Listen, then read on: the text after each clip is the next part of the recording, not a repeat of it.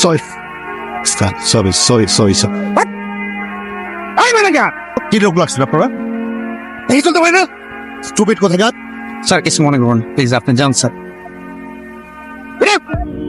তোমার আর কতদিন বলবো আর কতবার বলবো একটু সিনসিয়ারলি জব করো তুমি কোনো কথাই শোনো না তোমার কি চাকরিটা করার ইচ্ছা আছে তুমি জানো এই পোস্টের জন্য কতগুলো সিভি আমার কাছে আছে সবাই তোমার তো এক্সপিরিয়েন্স তুমি এই প্রতিদান দিচ্ছ আমাকে চাকরি করতে ইচ্ছা না করলে বাড়িতে চলে যাও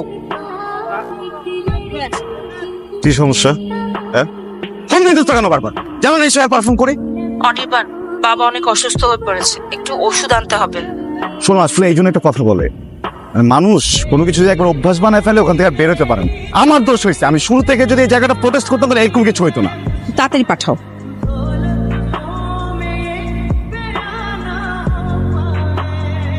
একটু ব্যবস্থা করে দেন আমার উপরে খেপে আছে তো। আপনি টেনশন নেন না, আমি দেখছি কি করা যায়। ও মেডিসিন আনবার জন্য বারবার বাইরে যেতে চাচ্ছিল, কিন্তু ওর বাবা পাশ থেকে উঠতে দিচ্ছিল না। ওর বাবা বলছিল তুই আমার গায়ে একটু হাত বুলিয়ে দে। আমি কত চেষ্টা করেছি বল, আমি তোকে না জানিয়ে অনির্বাণের সাথে দেখা করেছি, কিন্তু কি বলে জানিস, তোর সাথে ওর আর যাচ্ছে না, তোর সাথে আর থাকতে পারবে না। বলতেছে তোর সাথে থাকা সম্ভব না, তুই ওর সাথে দেখা কর, দেখা করে তুই তোর এই আবেগ ধরে রেখে সবকিছু ক্লিয়ার করে দে। খুবই সরি বন্ধু ঠিক ছিল না বুঝছো, ওই যে আমার ম্যানেজার ও ওষুদিনকে আমাকে এবং আমি সব জানি এই চল না সব কিছু ঠিক করে ফেলি। এটা সম্ভব না, তুমি ভালো থেকো।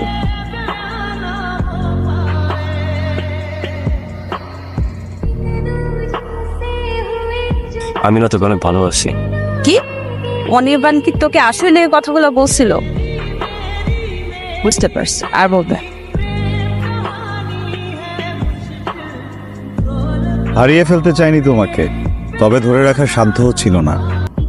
আমি জানতাম তুমি আসবে, কারণ ভালোবাসি।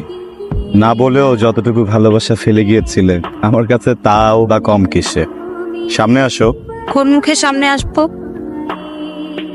অমায় সুন্দর মুখে, যে সৌন্দর্য অতুলনীয়, কখনো চোখে দেখিনি এমন সৌন্দর্য।